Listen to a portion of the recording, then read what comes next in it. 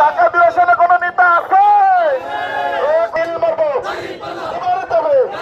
মন্ডল ভাইয়ের চারিদিকে একটাই হবে ইনশাআল্লাহ। এবার মন্ডল ভাই ১৫ তারিখ সারাদিন কি হলো এবার যাবে ১৫ তারিখ সবাই বলি